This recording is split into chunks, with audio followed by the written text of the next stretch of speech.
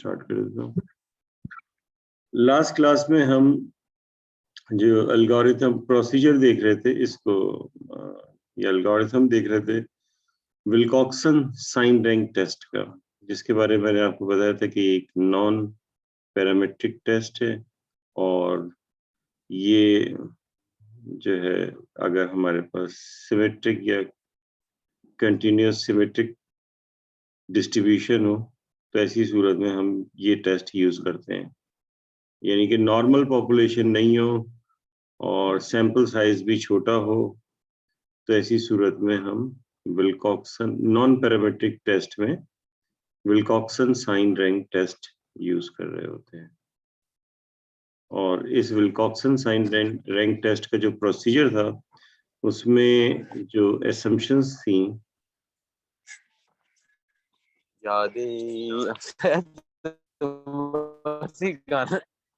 Sorry कुछ कहना चाह रहे हैं? ये गाना ये आप लोग जो बात कर रहे हैं ना, आपका माइक खुला हुआ है शहीर अकबर का, इसको म्यूट कर लीजिए।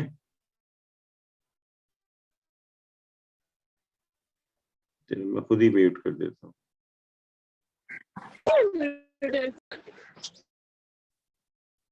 दीदी सर मेरे फोन से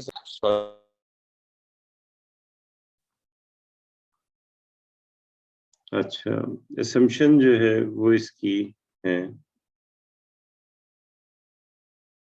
सिंपल रैंडम सैंपल,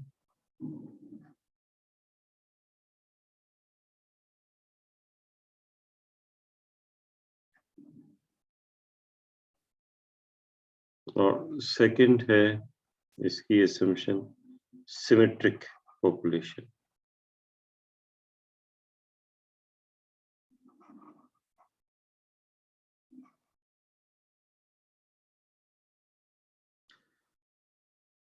इसका पहला स्टेप था कि नल हाइपोथेसिस सेट करते थे, एच नल। ये किसी भी टेस्टिंग ऑफ हाइपोथेसिस में होता है कि एच नल जो कि म्यू इक्वल्स म्यू नल होता है। फिर उसके बाद ऑल्टरनेट हाइपोथेसिस सेट करते हैं, जो कि 3 किस्म की होती हैं। एच ए या एच वन उसे कहते हैं, जिसमें mu is not equal to mu null, जो कि कहलाता है टू टेल।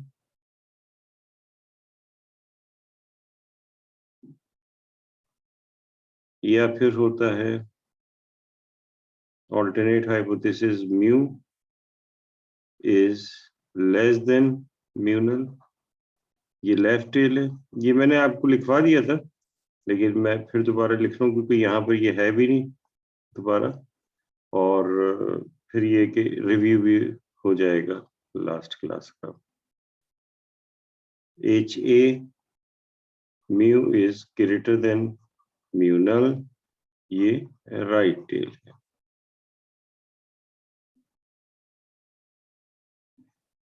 फिर इसके बाद सेकेंड स्टेप में डिसाइड करते हैं अल्फा।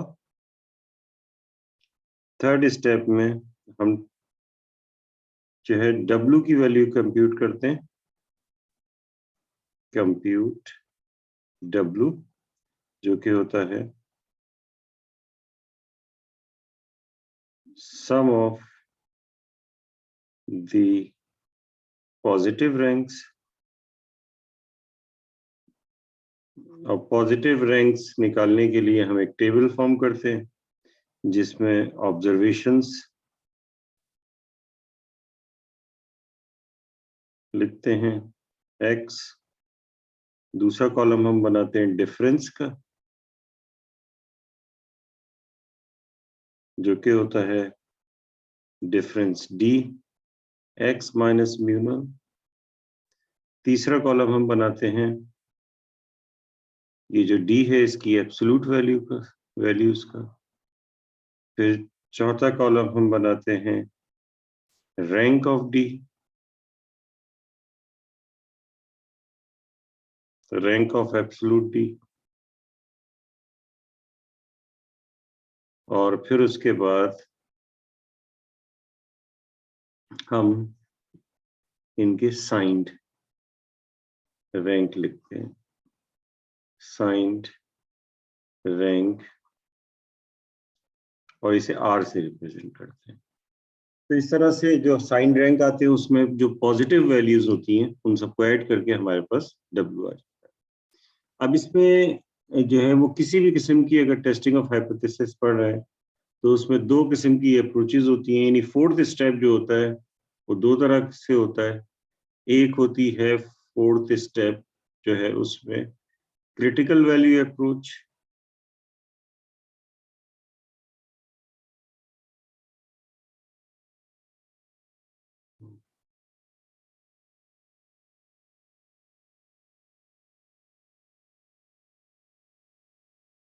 क्रिटिकल वैल्यू अप्रोच जो है वो उसमें टू टेल में हम निकालते हैं।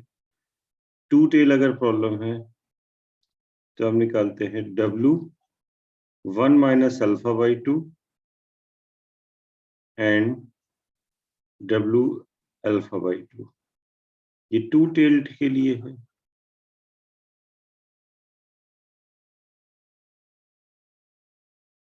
या फिर लेफ्ट टेल्ड के लिए होता है W1 माइनस अल्फा। ये लेफ्ट टेल्ड के लिए और लिख देता बीच में।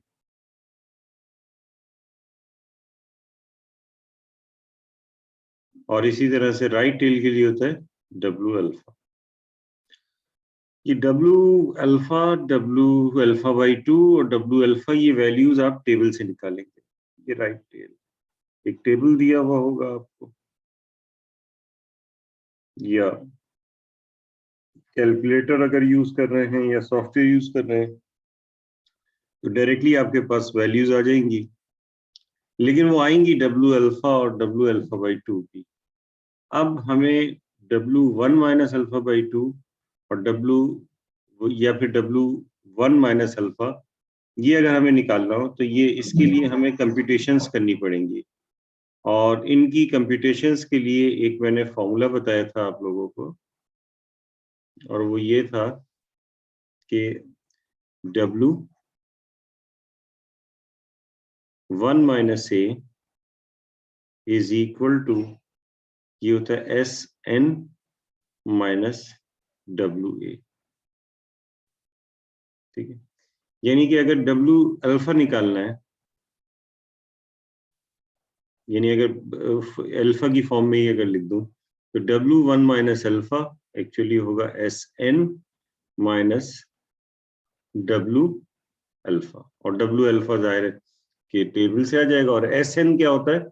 सम अप टू nth टर्म, जो कि N times N plus 1 divided by 2 minus W alpha. तो इस तरह से जो है ये हमारे पास आ जाए W1 माइनस अल्फा। और जाहिर है कि W1 माइनस अल्फा बाई 2 होगा तो यहाँ पर W अल्फा बाई 2 आ जाएगा।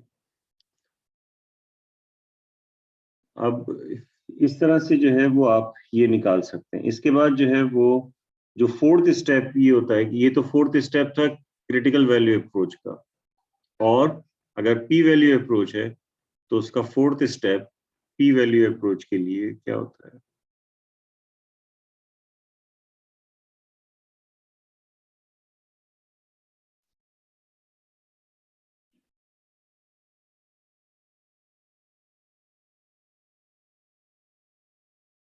पी वैल्यू अप्रोच, जैसे क्रिटिकल वैल्यू अप्रोच है इसी तरह से पी वैल्यू अप्रोच होती है। इसमें हम पी वैल्यू कंप्यूट करते हैं, और पी वैल्यू जो है वो एक्चुअली एरिया होता है। जैसे कि अगर ये W है, इस पे W वैल्यूज हैं, और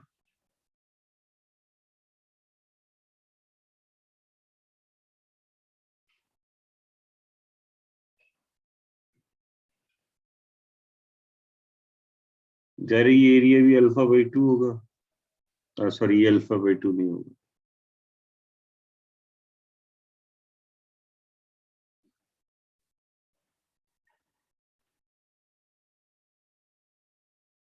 ये अगर वैल्यू आपके पास W नल है जो यहाँ पे निकाली होगी, ये थी ना सम ऑफ दी पॉजिटिव रैंक्स जो आपने कंप्यूट किए हैं, इसको डब्ल्यू नल से रिप्रेजेंट कर देते हैं। ठीक, तो ये वैल्यू हमारे पास जो है फॉर एग्जांपल डब्ल्यू नल है, क्योंकि सिमेट्री होती है। तो जो एरिया ये होगा, इसी तरह से यहाँ पे कोई एक वैल्यू होगी डब्ल्यू की, तो उस वैल्यू को कंप्यूट करना पी वैल्यू के लिए जरूरी नहीं है, लेकिन यहाँ पे जो एरिया आएगा वैसे ही एरिया यहाँ पे भी आप कंसीडर कर लें और इन दोनों एरियाज को ऐड कर दें, तो टू टेल में ये जो है ये कहलाएगी पी वैल्यू।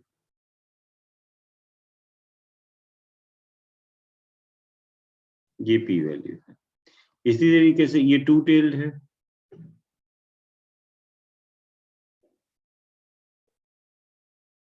इसी तरह से लेफ्ट टेल्ड में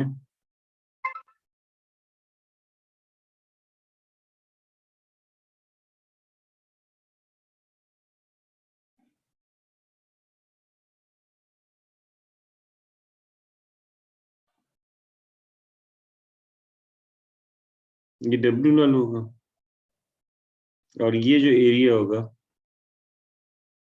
सिर्फ ये पी वैल्यू होगी। ये है लेफ्ट टेल्ड,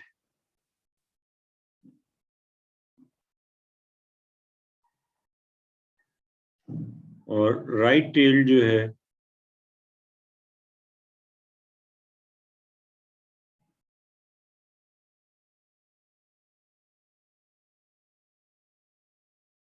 ये डब्ल्यू नल है।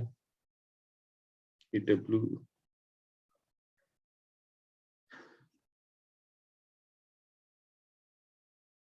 और ये वैल्यू जो है पी वैल्यू होगी। ये राइट टेल्ड।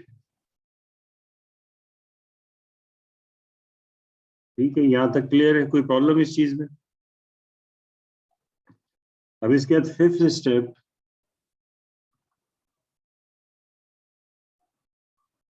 ये क्रिटिकल वैल्यू अप्रोच के लिए है।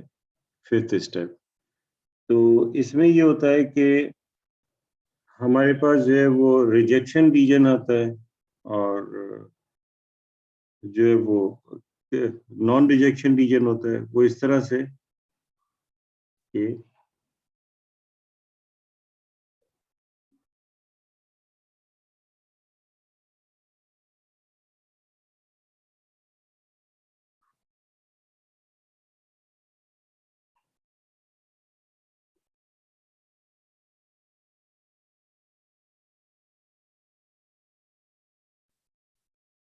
एरिया है, ये एरिया सिमेट्री होती है यहाँ पे। ये डब्ल्यू अल्फा बाई 2 है ये वैल्यू, और ये वैल्यू होगी डब्ल्यू 1 माइनस अल्फा बाई 2।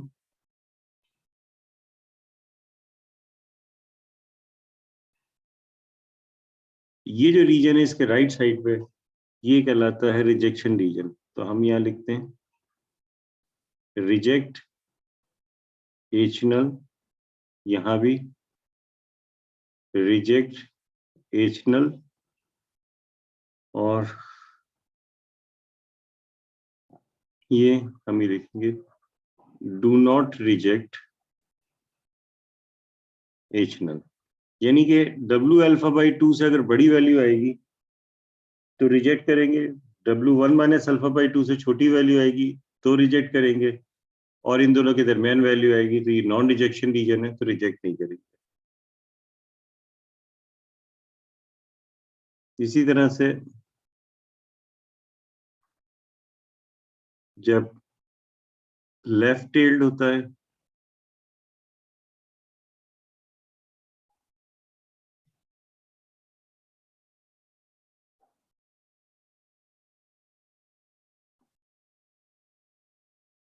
तो ये जो है रिजेक्शन रीजन होगा इसके लेफ्ट पे, और ये डब्ल्यू 1 माइनस अल्फा होगा, और यहाँ पर हम इसको रिजेक्ट करेंगे, रिजेक्ट एचनल, और ये जो रीजन है इधर ये कहलाएगा डू नॉट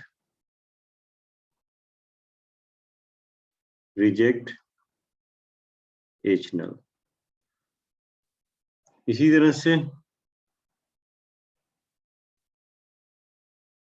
राइट टेल होगा,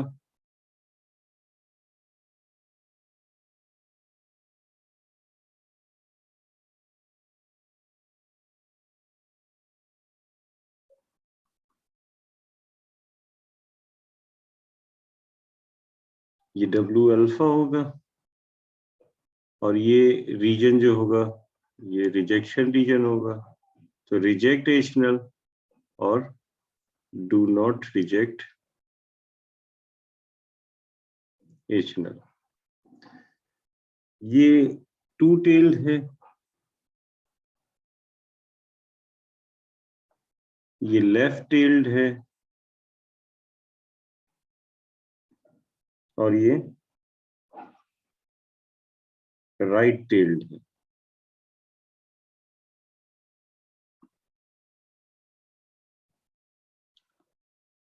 अब इसके बाद हम ये कहते हैं कि इफ W नल, जो कि टेस्ट स्टैटिस्टिक्स है, ये W null falls in the rejection reason,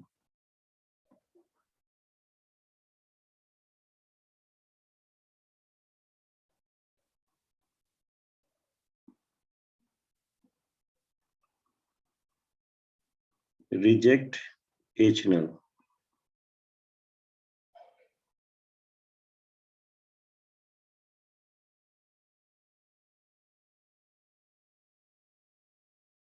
Otherwise,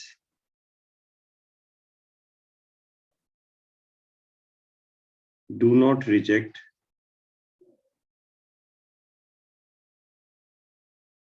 H null. तो यानी ये सेंटेंस लिख दिया, इसका मतलब ये है कि टू टेल्ड हो तो W null W alpha by 2 से ज्यादा और W 1 माइनस अल्फा बाई 2 से कम होगा, तो इसका मतलब होगा कि रिजेक्शन रीजन में है और रिजेक्ट कर दिया जाएगा। इसी तरह से अगर लेफ्ट टेल्ड हो और W null W 1 minus alpha से कम हो, तो इसका मतलब है कि वो रिजेक्शन रीजन में होगा, रिजेक्ट कर दिया जाएगा, वरना नहीं किया जाएगा। इसी तरह से अगर राइट टेल्ड प्रॉब्लम है तो W नल W अल्फा से ज्यादा अगर होगा तो इसका मतलब है रिजेक्ट कर दिया जाएगा, अदरवाइज रिजेक्ट नहीं किया जाएगा।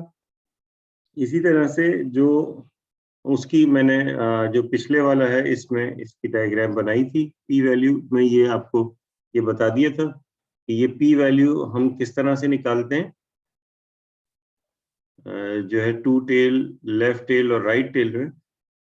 तो fifth step P value approach का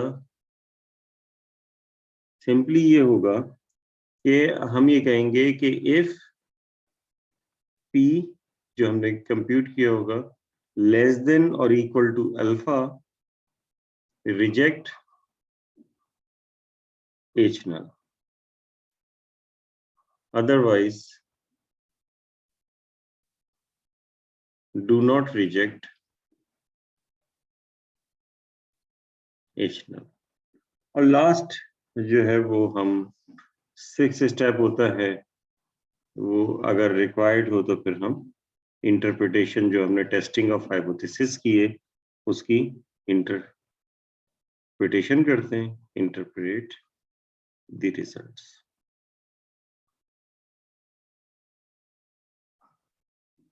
The results of the test या हाइपोथेसिस टेस्ट। ठीक है, तो इस तरह से ये काम हम कर रहे होते हैं। यहाँ तो कोई प्रॉब्लम, किसी को कोई क्वेश्चन इसमें कोई पूछना चाह रहा है?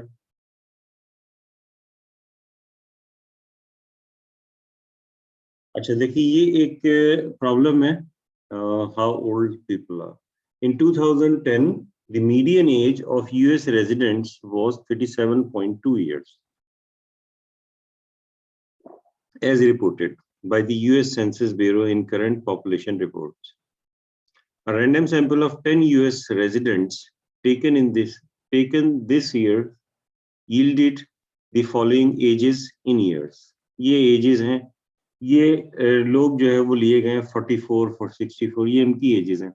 At the 1% significance level, do the data provide sufficient evidence to conclude that the median age of today's US residents has increased from the 2010 median age of 37.2 years? ये उस साल, जिस साल जो है ये प्रॉब्लम बनाया गया, उस साल ये लिखा गया है।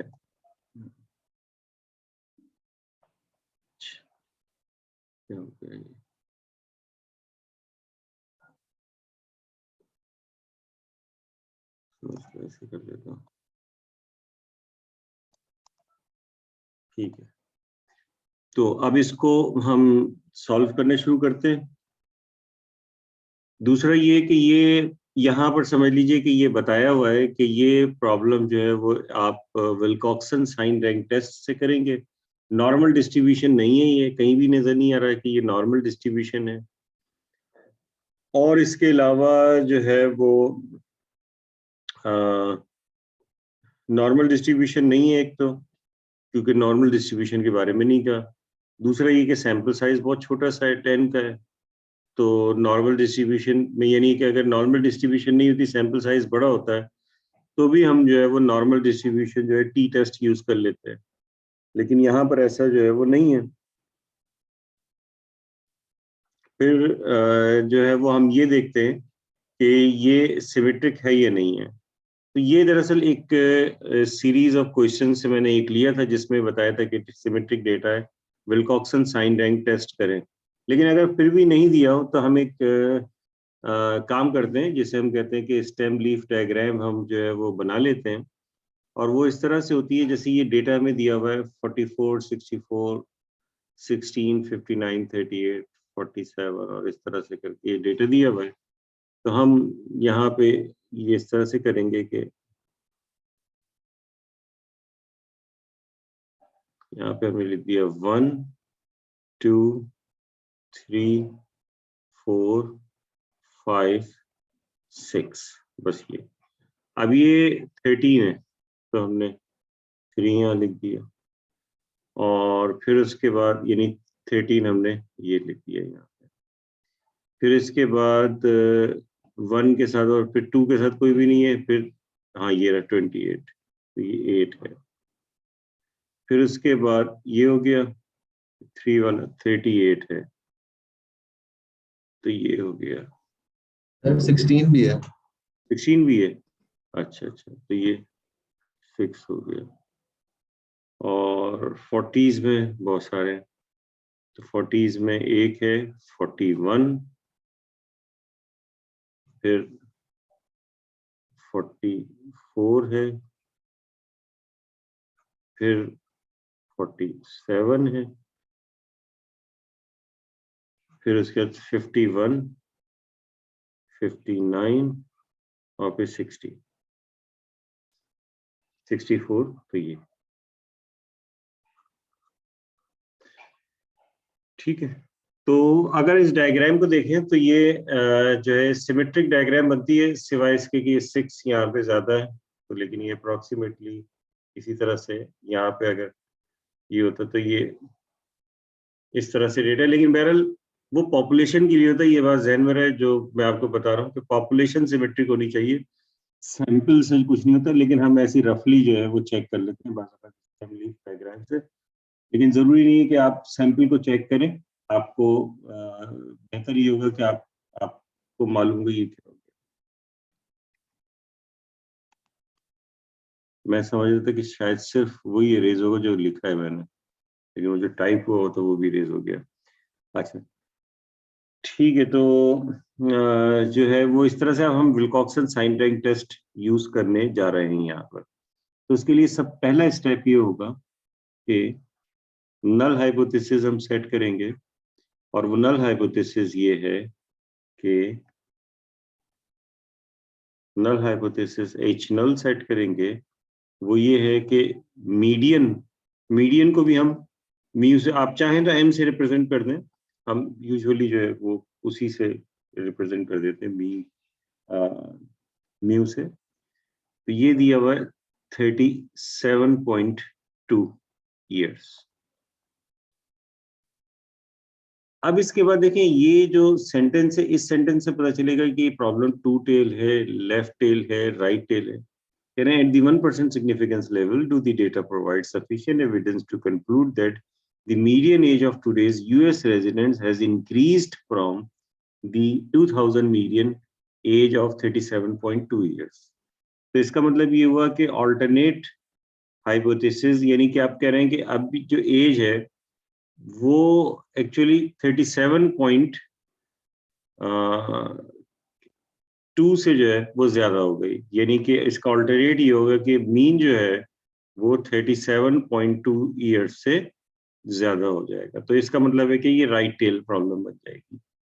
सेकेंड स्टेप ये होता है कि अल्फा डिसाइड किया जाता है। तो अल्फा इन्होंने 1% सिग्निफिकेंस लेवल दिया हुआ है, तो हम कहेंगे कि अल्फा जो है 0.01। फिर तीसरा स्टेप ये होता है कि आप कंप्यूटेशंस करते हैं। कंप्यूटेशंस में W की वैल्यू निकालते हैं। तो ऐसा करता हूँ कि यहाँ पे मैं कर लेता हूँ इसको, उसी पेज पे रहे, वरना बार बार चेंज करके देखना पड़ता है। तो मैंने इरेज कर दिया और यहाँ पे टेबल बना देते हैं इस तरीके से कि सबसे पहले हमने लिखा ऑब्जर्वेशंस x, फिर उसके बाद हम बनाते हैं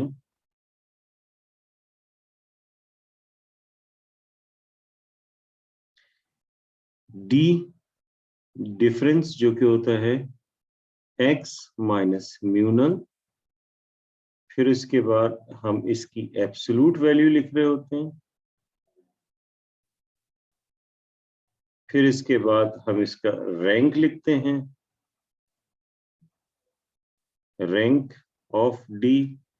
फिर उसके बाद हम इनका साइंड रैंक लिख देते हैं, साइंड रैंक, और इसे आर से रिप्रेजेंट करते हैं। ठीक है, तो ये स्टार्ट लेते हैं।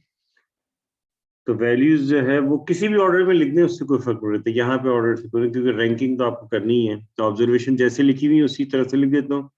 44, 64, 16, 59, 38, 47, 51, 41, 13, 28। ये आपने लिख दी। ये मेरे जरा बड़ा करना पड़ेगा।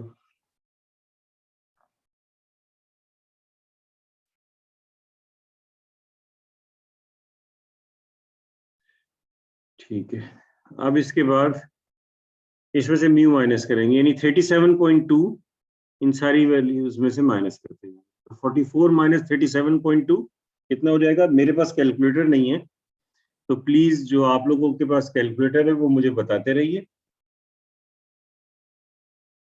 कि अगर आप लोगों के पास भी नहीं है तो मैं अरेंज कर लूं। मैं तो घर पे ही लेके आ जाऊंगा। 6.8 जी है कैलकुलेटर? जी जी सर है। तो बताइए फिर क्या है आ रहा है। 6.8 मेरे ख्याल से इंटरनेट बहुत ही खराब है। मैं कैलकुलेशन खुद जो है वो कर लेता हूँ कैलकुलेटर ला के। टाइप कर लेते हैं। कोई ऐसा जिसका कनेक्शन अच्छा हो या तो वो बोले। ये आ रहा है 6.8। 6.8।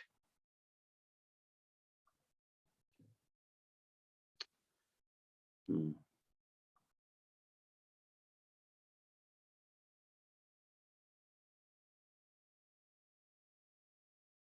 6.8, और फिर उसके बाद दूसरा है 64 माइनस 37.2, ये आ जाएगा 26.8।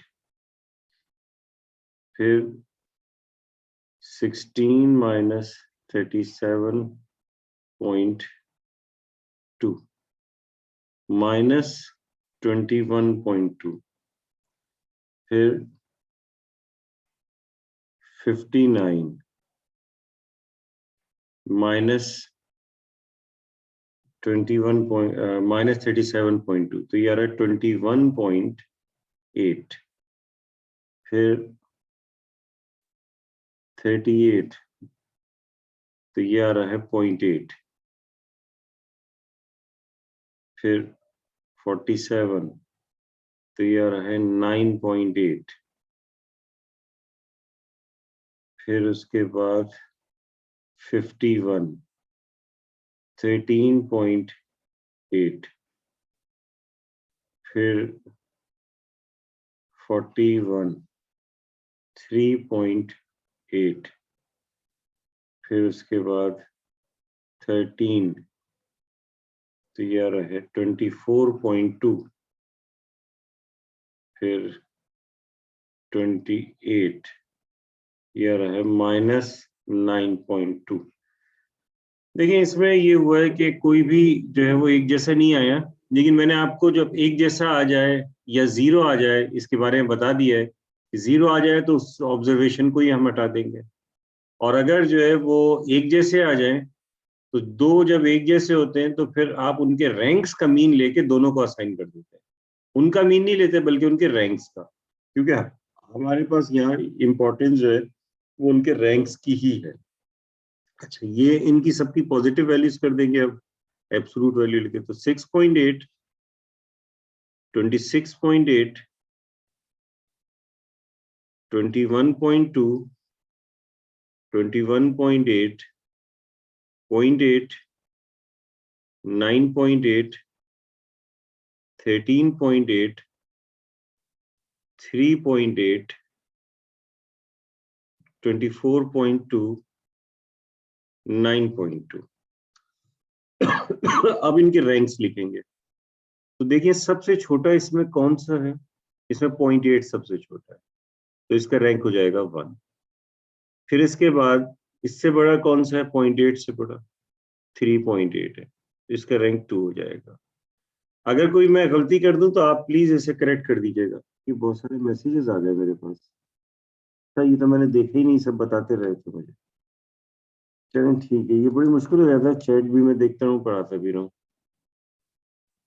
0.8, 3.8, अब इससे बड़ा कौन सा है, 9.2 इससे बड़ा है, नहीं 6.8, 6.8 है तो ये हो जाएगा 3, फिर 6.8 के बाद है 9.2, तो ये इसका रैंक 4 हो जाएगा।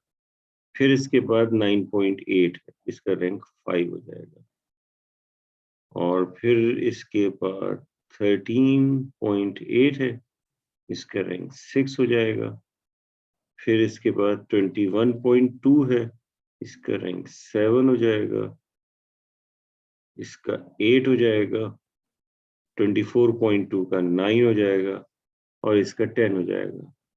इसमें कोई रिपीट नहीं हुआ, लेकिन रिपीट होता है तो फिर उसके लिए आपको लास्ट क्लास में बताया था कि जब दो वैल्यूज एक जैसी हो जाए तो हम ये करेंगे कि उनकी दोनों के जो रैंक्स आ रहे होंगे, एक को एक ले लेंगे, दूसरे को उससे एक बड़ा रैंक ले लेंगे, और फिर उसके बाद उनका मीन जो है दोनों को असाइन करके एक जम करके नेक्स्ट पे पहुंच जाएंगे। अब दोबारा इनके साइन लिख देते हैं, इसका पॉजिटिव था तो ये 3 रहेगा, ये पॉजिटिव था तो 10 रहेगा, ये नेगेटिव हो जाएगा, इसका रैंक 7, क्योंकि ये एक्चुअल वैल्यू नेगेटिव थी तो इस वजह से -7 हो जाएगा, ये 8 रहेगा, ये 1 रहेगा, ये 5 रहेगा, ये 6 रहेगा, ये 2 होगा, ये 9 होगा, और ये -4 हो जाएगा। सर सेकंड लास्ट वाला भी -9 होगा। -9 होगा, ये 24 नेगेटिव का था। अच्छा ये मैंने, हाँ ये नेगेटिव होना चाहिए, ये नेगेटिव, तो ये माइनस। सर जिसका जी नेगेटिव होता है उसका सिग्नल रैंक भी नेगेटिव होगा, राइट? जिसका क्या नेगेटिव होगा? द जी, द दोबारा रैंक। बोल, जी दोबारा बोले, मुझे क्वेश्चन नहीं समझ में आया आपका।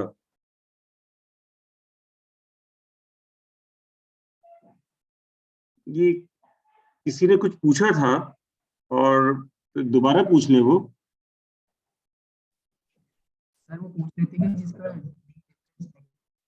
उसका बैंक की negative होगा तो हो जाएगी। नहीं समझ में आ रही, आवाज अभी भी सही नहीं आ रही मेरे पास।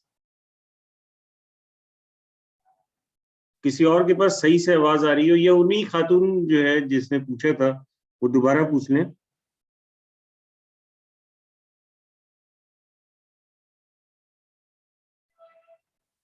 Sir, can you hear me?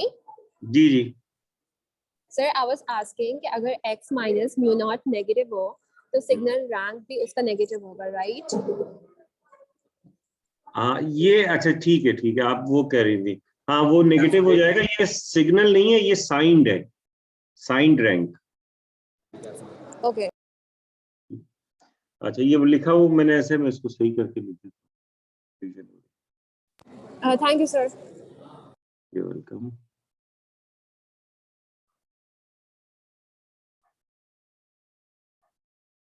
Signed rank.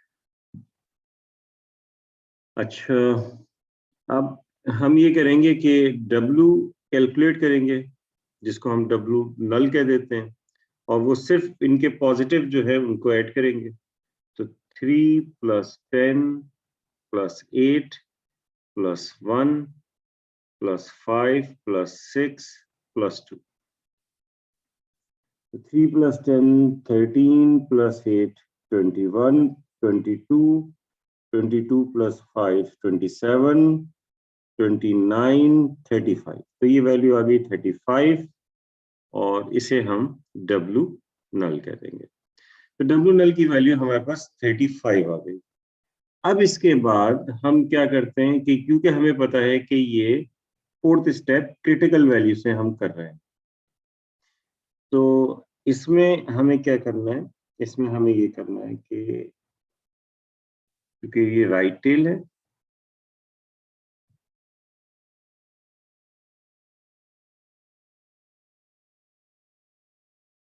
ये W अल्फा की वैल्यू होगी, और ये अल्फा है जो कि 0.1 है, अल्फा 0.1 है। तो इससे हमें W अल्फा निकालना पड़ेगा, ठीक है? और W अल्फा हम निकालते हैं टेबल से। तो ऐसा करते हैं कि टेबल मैं जो है वो आप लोगों को दिखाता हूँ इसका, और उस टेबल से जो है वो W अल्फा की वैल्यू हम निकालेंगे, ठीक है? बस 1 मिनट होल्ड कीजिए, मैं टेबल पहले खोल लेता हूँ, फिर उसके बाद उसको शेयर कर देंगे।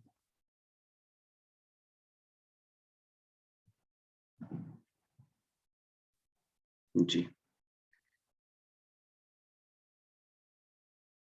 तो